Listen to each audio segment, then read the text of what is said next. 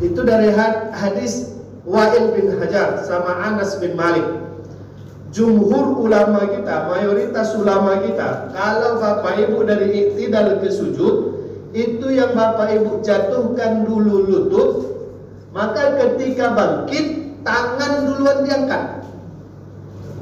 Ya. Kalau bapak ibu dari iktidal ke sujud itu tangan duluan dijatuhkan, maka ketika bangkit lutut duluan. Kalaulah yang terucap itu satu huruf, tak batal sholatnya, karena itu tidak termasuk ucapan. Tak batal karena tidak termasuk ucapan. Illa, kecuali ayyakuna harfan mafhuman, hurufnya dipahami. Kalaupun satu huruf atau dua huruf tapi dipahami huruf itu, bunyi itu dipahami orang, maka tetap batalas sholat, batal sholatnya bila khilaf, tanpa ada perbedaan di kalangan ulama. Contohnya apa? Misalkan mungkin itu kalaulah ucapan dehen itu yang kita lakukan untuk melenggangkan tenggorokan supaya lancar baca, boleh. Tapi kalau hanya sekedar mengasih kode, lama betul imam tenggorokan. Awak dah habis suruh yang nggak baca imam, belum lagi ruku. Entah apa dibaca imam, kasih kode. Bismillahirrahmanirrahim. Alhamdulillah, Bapak Ibu yang dirahmati Allah, malam hari ini kita dapat berkumpul, berhimpun. InsyaAllah Allah gugurkan dosa-dosa kita, Allah datangkan kebaikan dan berbagai macam pahala, Allah jauhkan kita dari musibah dan keburukan, Allah tetapkan kita dalam iman dan ketaatan. Amin ya rabbal alamin. Berselawat kepada Rasulullah, Allahumma salli wa sallim wa barik alaih. Salawat dan salam untuk keluarga dan para sahabat. Gimana kabar Bapak Ibu? Sehat? Alhamdulillah. Sudah ada serangan fajar? Masih tunggu hilal fajar. Nanti kalau Ramadan nunggu hilal Ramadan. Kalau ini nunggu hilal fajar. Sudah ada informasi ya, caleg provinsi 600. Kalau dua pakai 100 juta 200. Masya Allah. Kalau ada yang ngasih duit gimana Pak Ustaz? Ambil duit aja. Ambil uangnya, jangan pilih orang. Berdosa lah itu Pak Ustaz. Nah, justru kalau ambil duitnya awak pilih dia berdosa. Nanti ada kajinya dulu. Itu dalam kitab mana tuh? Kitab kontemporer. Fikih siasat, fikih politik. Tapi malam ini kita tak gaji itu. Kenapa tak gaji itu Ustaz? Karena saya yakin Bapak Ibu udah ada pilihan. Presiden nomor berapa kita pilih? Gampang ya, kalau presiden ada 3, yang kalah 2, yang menang 1. Itu tiba-tiba yang lagi viral sekarang Pak. Apa yang kita kaji malam hari ini? Lanjut kita kajian fikih ibadah kita ala mazhabil arba'ah, dalam pandangan 4 mazhab kita tentang fikih ibadah. Masuk kita ke bab tentang al-kalam fis shalah, ucapan dalam salat. Salat ini 5 menit sampai 7 menit, tapi kasusnya ada ya, tak berhenti. Dan hebatnya selalu berkembang. Permasalahan-permasalahan dalam sholat yang 7 atau 5 menit itu selalu ada perkembangan. Yang kita kaji hari ini tentang kalam, tentang ucapan dalam sholat. Penjelasan ulama kita ini berangkat dari hadis Rasulullah SAW. Inna salatana hadihi, sesungguhnya sholat kita ini la yasluhu fiha syai'un, tidak diizinkan di dalamnya ucapan apapun min kalamin nas, dari ucapan manusia. Jadi salat yang kita lakukan tidak ada ucapan yang dibolehkan dari ucapan manusia, dari perkataan manusia. Innama hiya tasbih, karena sesungguhnya salat itu isinya adalah tasbih, takbir, wa qiraatul Quran, dan bacaan Al-Quran. Jadi karena ada warning dari Rasulullah. Apa warningnya? Tidak ada ucapan manusia dalam sholat itu. Dan manusia itu tak boleh berkata-kata, berucap-ucap dalam sholat. Inilah yang ulama kita bahas. Karena hadis ini kalau dipahami secara teks, gawat kita. Gawatnya gimana? Batuk itu kan bersuara juga. Berarti itu tak boleh dalam sholat. Kenapa? Karena ada Nabi bilang tak boleh ucapan apapun dalam sholat. Yang hanya boleh tasbih, takbir, baca Quran, bacaan Al-Quran, itu yang boleh. Berarti batuk tak boleh bersuara, pilek tak boleh bersuara. 3 rakaat sholat bersin tak boleh bersuara. Kecut kita pas sholat ada kecoak, tak boleh. Apakah begitu? Itu yang dikaji oleh ulama. Kalau kita bahas secara teksnya, memang iya. Tak ada yang boleh ucapan lain-lain, tak boleh. Yang boleh itu cuma tasbih, bacaan Al-Quran sama takbir, itu aja.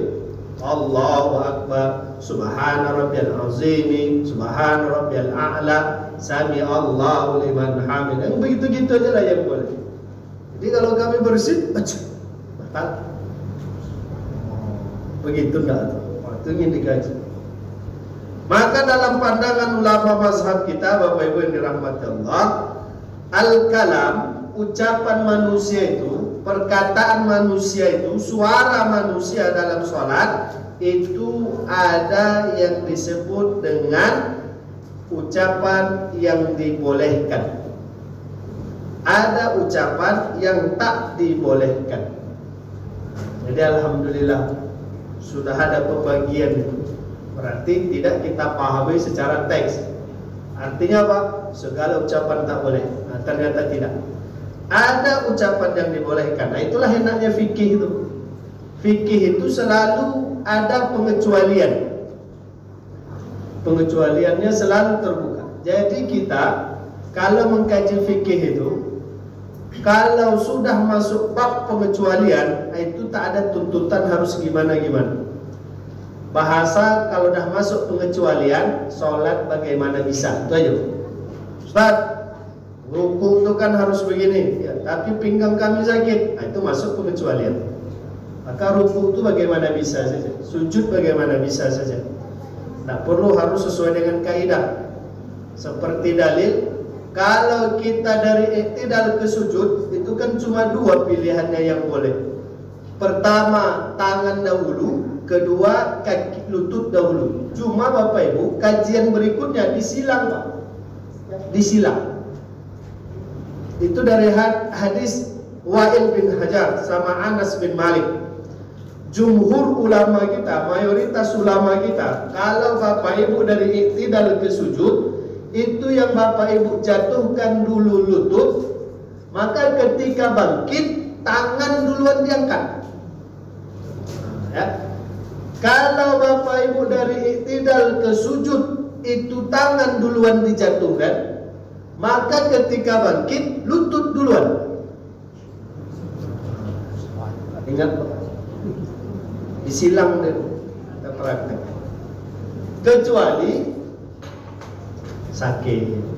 Jadi hindari bagi yang bisa, hindari jatuh duluan tangan, tegak juga tangan duluan, itu hindari.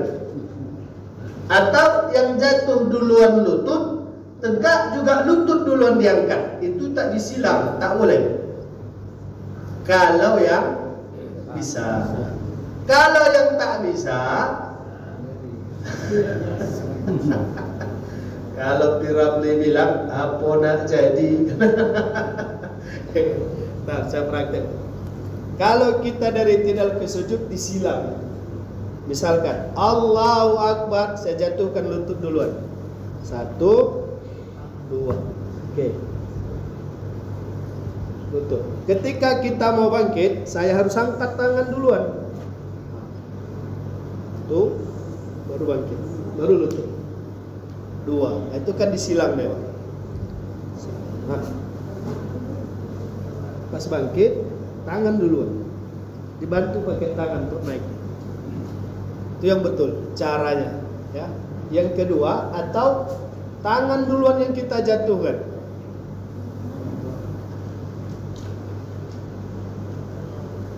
Pas bangkit, lutut duluan diangkat.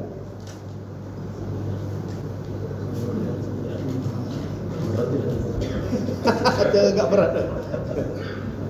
Jangan sempat sama dia.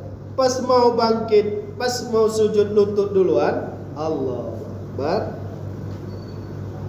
Pas mau tegak, lutut juga duluan. Tuh hindari. Atau pas mau sujud, tangan dia duluan. Pas mau bangkit, tangan diangkat duluan. Itu dihindari. Ya. Kenapa dihindari, Ustaz? Karena nggak ada dalil, bahasanya tidak ada panutan ulama ya. Karena hadisnya dari Wa'il bin Hajar sama hadis Anas bin Malik itu disilang. Kedua-dua hadis itu disilang. Arti disilang itu kalau lutut duluan ketika sujud, bangkit tangan duluan. Ketika tangan duluan ketika sujud, bangkit lutut duluan. Tapi tetap garis bawahnya adalah bagi yang bisa. Kalau tidak bisa, karena kemarin Pak Ustadz udah banyak kami cek, ada pula asamnya, asam lambung, asam urat, asam sulfat, asam sulfat ya, yang baru tuh ya. Samsul. Yang begitu-begitu tuh tak usah dipaksa. Kalau sakit bagaimana bisa? Tapi kalau sehat, mampu kita, itulah pilihannya. Disilang, ya, disilang. Kemudian, nah, itu kan pengecualian sakit. Nah, di dalam ucapan ini juga ada pengecualiannya. Sebelum kita bahas yang pengecualian ini, kita bahas dulu ucapan yang dilarang. Inna tata biharfin wahidin lam tubtil salatahu li'annahu laysa bikalam. Kalaulah yang terucap itu satu huruf, tak batal salatnya karena itu tidak termasuk ucapan. Tak batal karena tidak termasuk ucapan. Illa, kecuali ayyakuna harfan mafhuman, hurufnya dipahami. Kalaupun satu huruf atau dua huruf tapi dipahami huruf itu, bunyi itu dipahami orang, maka tetap batalas sholat, batal sholatnya bila khilaf, tanpa ada perbedaan di kalangan ulama. Jadi yang pertama tadi, kalau satu huruf atau dua huruf tapi tak dimengerti maksudnya, maknanya, maka tak batal. Tapi kalau satu huruf atau dua huruf dimengerti maksudnya, dimengerti maknanya, batal salat. Contohnya apa? Misalkan mungkin itu kalaulah ucapan dehem itu yang kita lakukan untuk melenggangkan tenggorokan supaya lancar baca, boleh. Tapi kalau hanya sekedar mengasih kode, lamu betul imam tenggorokan. Awak dah habis suruh yang nak baca imam, belum lagi ruku. Entah apa dibaca imam, kasih kode. Dipahami maksudnya. Apa maksud itu? Oh itu kode Pak Ustaz. Apa kodenya? Kode supaya imam itu cepat geraknya. Batal sholat. Tak boleh. Walaupun kalau kita keluarkan hurufnya itu berapa huruf tuh Pak? EHM mungkin ya. Ada 3 huruf ya. Itu batal sholat. Kalau maksudnya dipahami maksudnya apa? Maksudnya itu imam supaya cepat. Karena imam ini tak bisa dibiarkan. Kalau dibiarkan lama betul geraknya. Akhirnya dehem kan langsung ruku imam tuh maksud. Allahu Akbar kata imam itu pula imamnya ada juga baik budi. Diikuti yang keinginan Pak Imam. Kemudian apa lagi Pak? Yang dipahami maksud dari ucapan. Misalkan kalau kita ucapan begini, paham tak kita itu maksud itu? Apa itu maksudnya? Sesak. Sesak. Iya, kalah dia target 2 putaran, rumah 1 putaran kalah dah semua. Sesak. Kadang ada Pak, dan saya pernah dengar itu. Mungkin lama betul imam tuh baca surahnya. Ketika mau ruku, Allahu Akbar, dia pun ada. Kalau dipahami itu, apa maksudnya itu? Itu maksudnya dia itu kecapean. Maksudnya dia itu kesak, kok lama betul. Begitu dia ucap, begitu. Bahkan kalau dalam sholat kan tak boleh protes, tak boleh bilang macam-macam. Ketika dimengerti ucapan itu batal sholat, tak boleh. Ya.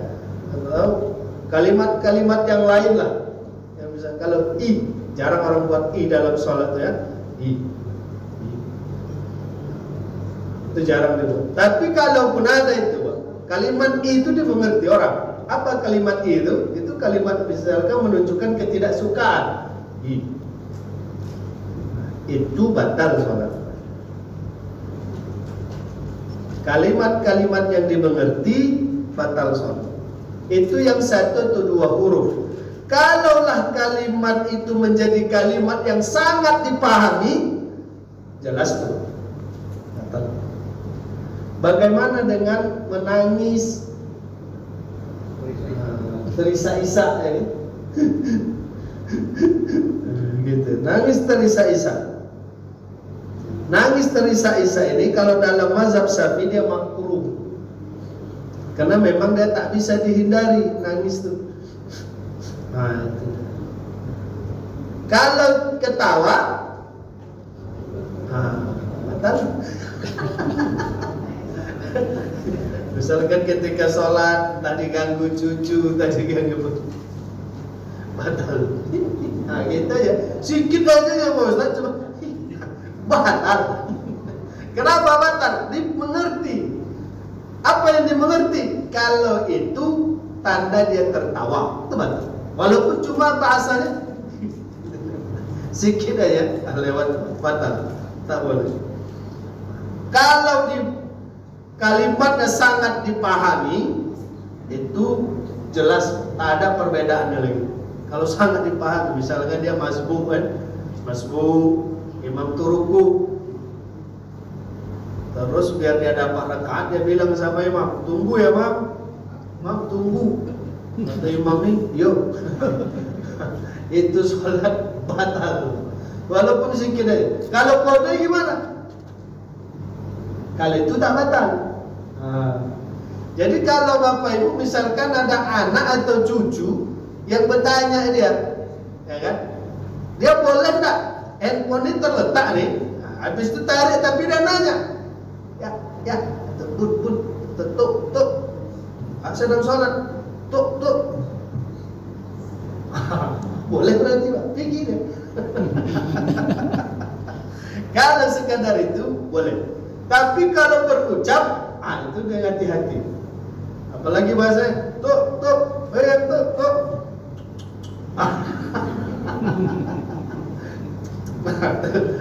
keluar bahasa-bahasa gitu batal. Maka kasusnya, kalau ada orang bertamu bagaimana? Kalau ada orang bertamu, Bapak Ibu yang dirahmati Allah, sebenarnya ada yang sudah diajarkan Rasulullah SAW kepada kita. Ya.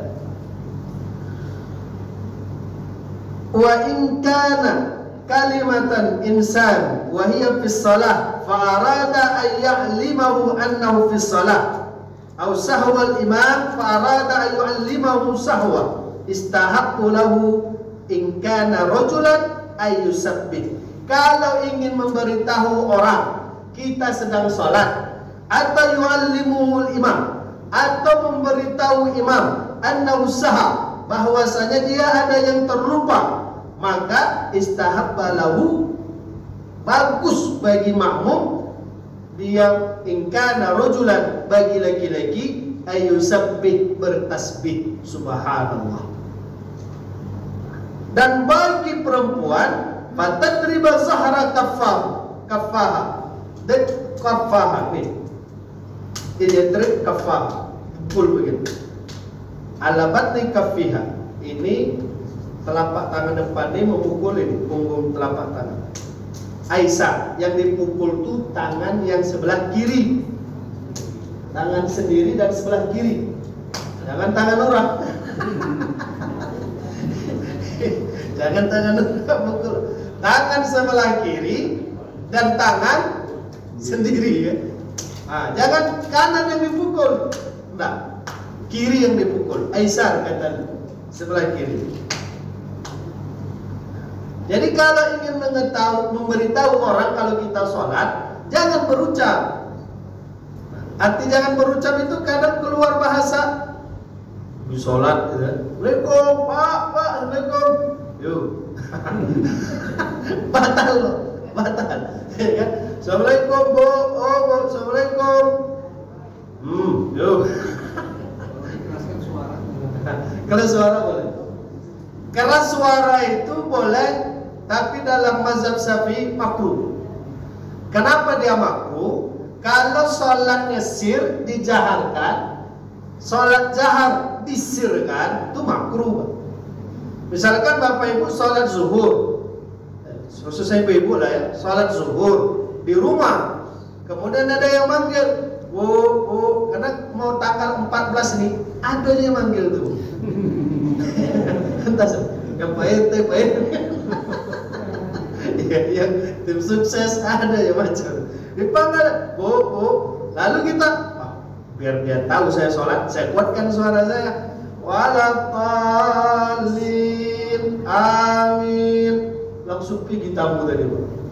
Kok pergi? Rupanya tim sukses nomor 2.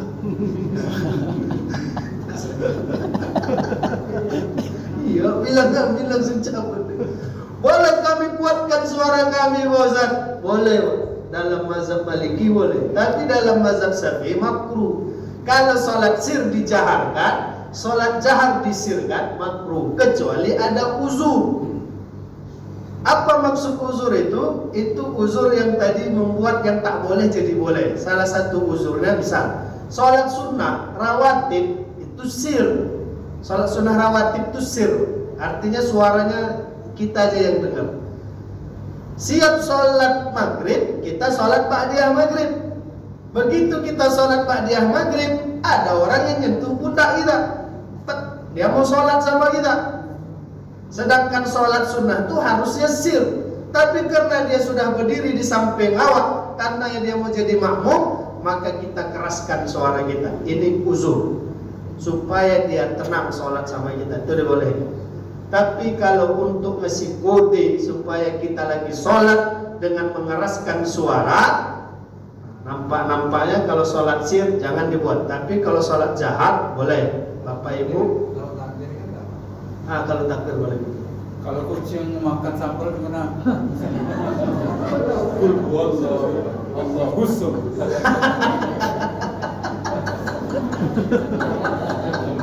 Iya. Itu namanya menyelam sambil minum air. kucing makan. Mus ya. Pengalaman lu. Tapi ada surah yang bagus tuh, surah Al-Asr yuk. Sama tahun depan. Al-Asr. Tampak kucing tuh, bus. Pengalaman. Itu surah menyelam minum air. Satu surah bisa dapat 2 dia. Jadi kalau kita sholat jahat di rumah, kemudian ada tamu, kita keraskan suara, tak ada masalah. Yang problem itu nanti kalau sholat sir. Kalau sholat sir, kemudian ada manggil kita, habis itu kita jaharkan untuk memberitahu kalau kita lagi sholat, itu makruh bagi sebagian ulama. Yang amannya inilah dia. Cuma kadang tak dipahami orang, itu pula masalah. Kalau kami perempuan, Pak Ustaz, tepuk tangan kiri. Ketika ada manggil, tepuk tangan kiri. Assalamualaikum, Bu. Oh, Bu. Enggak dengar. Oh.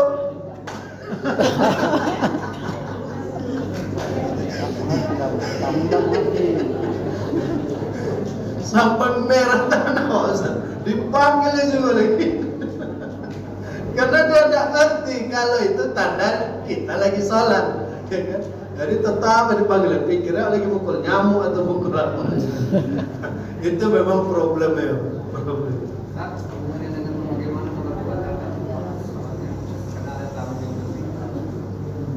Nah, bagaimana kalau kami batalkan sholat? Kalau sholat sunnah aman. Sholat sunnah itu Bapak Ibu mau lanjut atau Bapak Ibu mau batal, tak ada masalah. Kenapa? Dia sholat sunnah. Kalau sholat sunnah, insya Allah tak ada masalah sama kita. Dan kita insya Allah akan memilih yang mana prioritas. Yang menjadi problem itu ketika kita sholat wajib. Itu menjadi problem. Ketika kita sholat wajib, nah, ulama kita fikih sepakat la tubtilus salatil wajib. Tak boleh kita membatalkan sholat wajib. Itu kesepakatan pertama ya. Tidak boleh membatalkan sholat wajib. Apalagi membatalkan surat suara, tak boleh. Surat suara. Datang paslon 1 coblos ya, siap.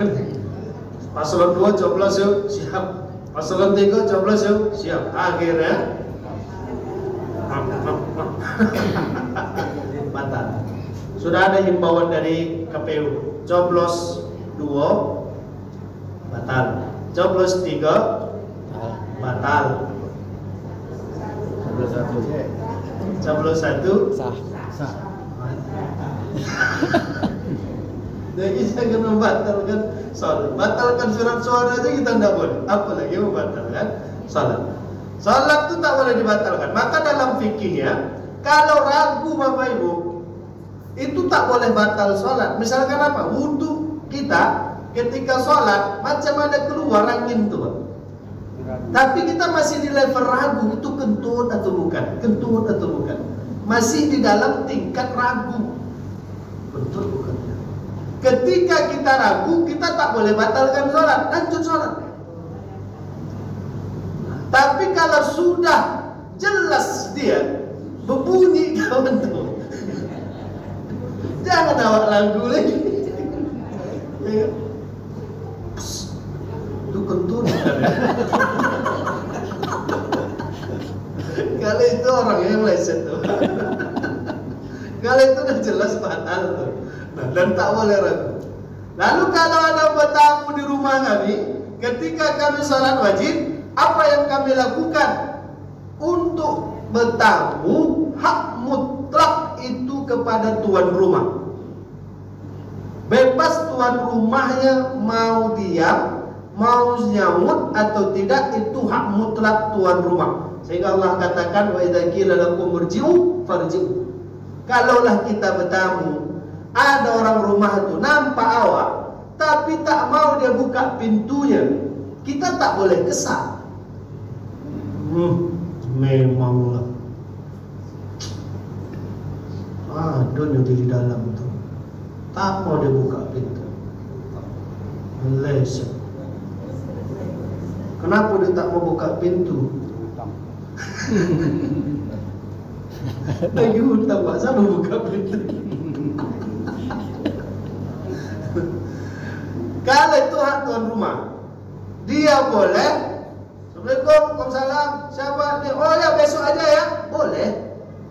Nanti datang lagi, boleh. Itu hak tuan rumah. Jadi kalau ada tamu datang, tidak ada kewajiban bagi tuan rumah untuk membuka pintu menyambut. Tuan rumah punya hak mutlak untuk terkait dia nerima atau dia tolak. Tapi kalau sudah jadi tamunya, dia wajib muliakan. Maka kata Rasulullah, "Man kana yu'minu billahi wal yawmil akhir falyukrim dhayfahu." Kalau beriman kepada Allah dan hari akhir, muliakanlah tamu. Tapi kini hebat cara tuan rumah memuliakan tamu. Gimana caranya Ustaz? Begitu tamu datang, Pak, anggap aja rumah sendiri ya. Betul Pak, tak dihidangkan apa-apa. Kalau mau minum, tuh di situ habis orang. Makan tuh di situ. Cuci piring sendiri, makan sendiri. Karena udah disuruh anggap sebagai rumah sendiri.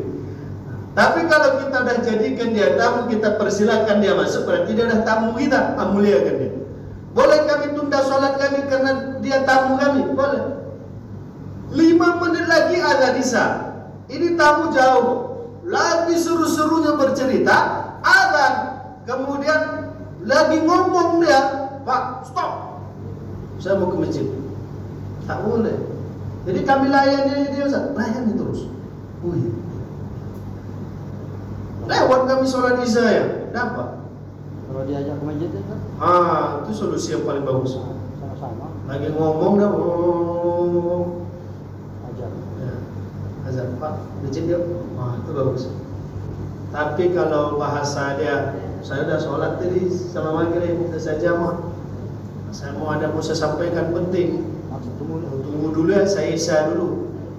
Nah, itu sebaiknya kita penuhi hajat dia. Jadi tak jamahlah kami Pak Ustaz. Ada nanti waktu isya itu lama keutamaan. Tapi kalau bisa kita ajak dia untuk isya sekalian, tentu itu lebih baik.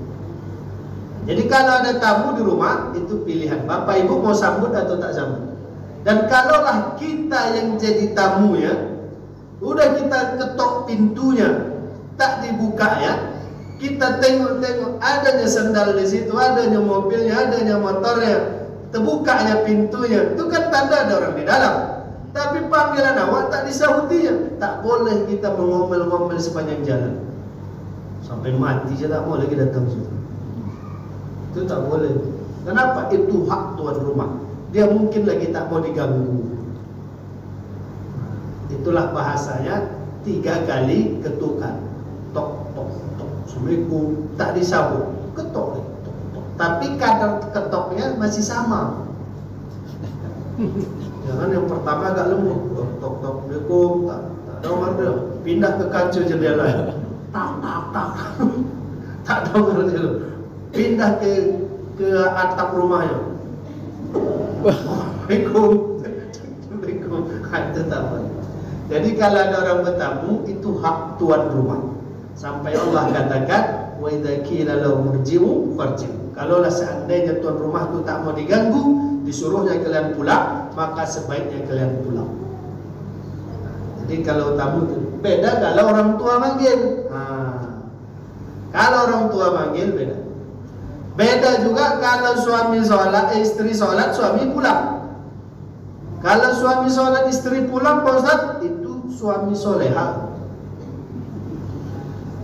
Tapi kalau istri sholat, suami pulang, dan ibu tahu itu adalah suami, suara manggilnya pun pas suara suami, maka apa yang harus ibu lakukan? Pilihannya bebas. Ibu mau lanjut sholat boleh, ibu mau batalkan sholat boleh. Sebaiknya yang mana Pak Ustaz? Akhfa darurain. Dalam kaidah fikihnya, kalau ada 2 kewajiban yang harus dipilih, pilihlah salah satu darurat yang terkecil. Apa darurat yang terkecil. Nampak yang darurat yang terkecil itu Pak Ustaz, kami batalkan sholat, kami sambut sami. Itu daruratnya kecil. Karena kalau kami tetap lanjut sholat, darurat itu besar. Kenapa bisa besar? Nanti suami itu bisa merajuk dia Ustaz. Kalau tidak merajuk dia apa ya? Dipanggil tak mau nyawa. Habis itu jatah pun berkurang. Maka itu darurat. Daruratnya besar, mafsadatnya besar. Maka kami batalkan sholat dan kami sambut suami. Boleh. Begitu juga statusnya kalau anak sholat. Kalau anak sholat orang tuanya manggil, bertamu orang tuanya, datang orang tuanya ke rumah dan dia yakin itu suara orang tuanya, dia punya dua pilihan. Dia batalkan sholat atau dia sambut orang tuanya. Yang mana yang dipilih? Tidak ada dosa. Hanya saja sebagai kaidah fikihnya mengajarkan kita, ambillah yang mudaratnya terkecil, daruratnya yang terkecil. Itu yang diambil. Kalau orang tua manggil, kita batalkan sholat, boleh. Kalau kami lanjut sholat, orang tua harus paham. Itu tandanya anaknya lagi sholat. Gimana cara ngasih tahu ya?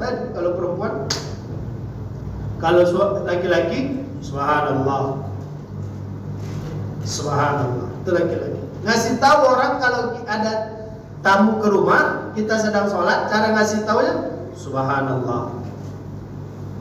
Kita bilang subhanallah, boleh. Berapa kali batasnya? Tak ada. Kalau dia manggil 10 kali mungkin tak usah. Assalamualaikum, subhanallah. Assalamualaikum, subhanallah.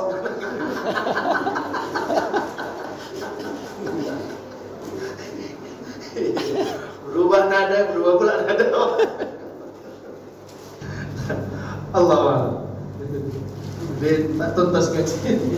InsyaAllah kita lanjut lagi nanti ya. Jadi tentang ucapan dalam sholat. Ini masalah ucapan, kan ada dia perjanjian ulama lah ya, membaca doa pas sujud terakhir, pas sujud terakhir aja sujud lah.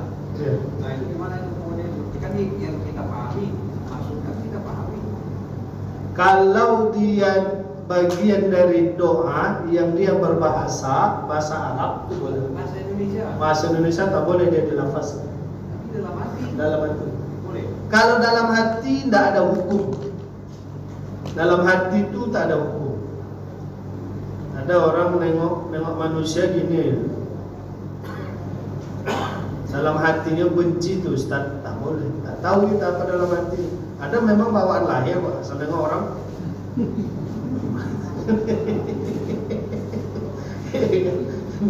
Jadi kalau dalam hati tidak ada hukum, dalam hati tidak. Tapi ada manusia yang senyum aja coba, dicaci senyum, dihina senyum, masya Allah. Itu bagus. Tak pernah marah, tak pernah. Tapi kalau baca dalam hati tak ada dosa. Memang kita disuruh perbanyak doa. Kata Nabi, itu hadisnya, faksa doa fi sujud, banyak-banyak doa ketika sujud, kata Nabi. Nabi bilang gitu. Maka kita banyak doa ketika sujud. Cuma kalau dia berbahasa Indonesia, doanya dalam hati, tak boleh diucap. Kalau diucapkan nanti payah. Pas apa doa? Ya Allah, ampuni dosa saya ya Allah. Jadikan anak saya yang soleh ya Allah. Kata kau di samping, saya juga ya Allah. Menyambung-nyambung lagi nanti. Jadi kalau dalam hati tak ada masalah ya. Kalau dia dilafazkan, itu yang keluar hukum. Nah, saya tutup dengan Bapak Ibu yang dirahmati Allah. Kecuali, tadi selalu ada pengecualian, walaupun bahasan belum selesai. Kecuali Bapak Ibu terkejut, kaget, nah, itu refleks, itu tak masalah Pak. Refleks pas sholat jatuh, cicak, atau amat, au, ya Allah, itu tak batal sholat. Kalau refleks begitu, itu tak batal. Itu masuk kategori uzur. Tapi sebatas itu ya. Kalau udah berkelanjutan, itu tak uzur lagi. Jatuh cicak tuh, ya Allah besar cicak.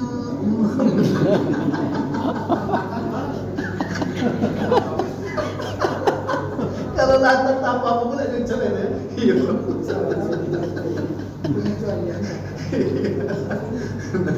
Allah Allah. Demikian Bapak Ibu ngaji kita.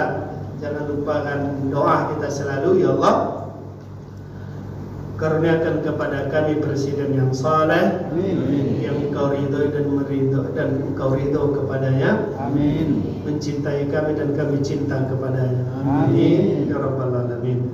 Sallallahu ala habibina wa sayyidina Muhammad wa qul amin wa antum bil khair.